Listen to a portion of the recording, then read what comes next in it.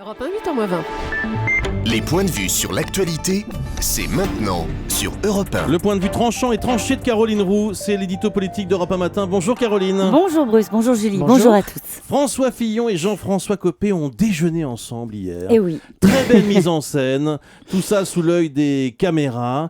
L'idée d'un nouvel affrontement dans les urnes entre les deux hommes s'éloigne. Est-ce que le vote fait peur à l'UMP ? Le vote interne, oui, certainement. L'UMP se rêve en parti démocratique, mais bute sur la culture du chef. Il faut dire que le parti accumule les ratés dès qu'il s'agit de tenter de faire voter les militants. L'élection du président de l'UMP, version 1, restera, comme vous le savez, dans les annales. La version 2, apurée des magouilles et des procurations anonymes qui devaient avoir lieu à l'automne, est en train d'être gentiment enterrée. Peur des haines, peur des surprises.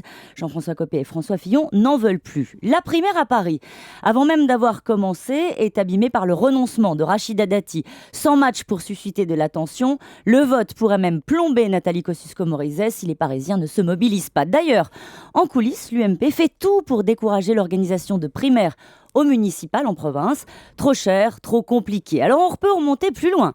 Les primaires de 2007 pour répondre à la désignation de Ségolène Royal. Souvenez-vous, Nicolas Sarkozy avait dû faire semblant de s'opposer à Michel Alliot-Marie lors de forums. Il ne fallait surtout pas dire débat avant de finir seul dans la course, élu avec un score de plus de 80% à l'ancienne. Alors leur modèle, c'est, il faut bien le dire, la primaire du PS. C'est même pire que ça, c'est leur complexe. L'UMP garde un souvenir douloureux des semaines passées à compter les points entre socialistes avant la victoire du candidat Hollande. Alors malgré les bides précédents, les barons de l'UMP remettent ça et s'accordent sur une primaire ouverte à droite en 2016. Un calendrier qui autorise toutes les ambitions, qui va priver la droite de leadership pendant 3 ans et qui se finira par un appel au rassemblement avant le vote, derrière le mieux placé.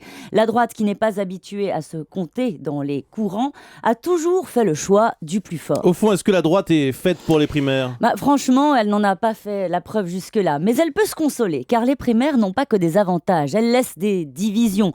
Quand Martine Aubry accusait François Hollande de défendre la gauche molle, elles laissent aussi comme un doute. L'idée que le candidat est arrivé par effraction, par surprise.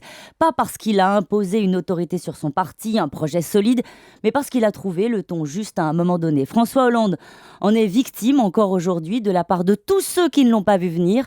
Alors au moment où les Français réclament de l'autorité, l'UMP peut peut-être prendre le temps de s'interroger avant de rompre définitivement avec la culture du chef.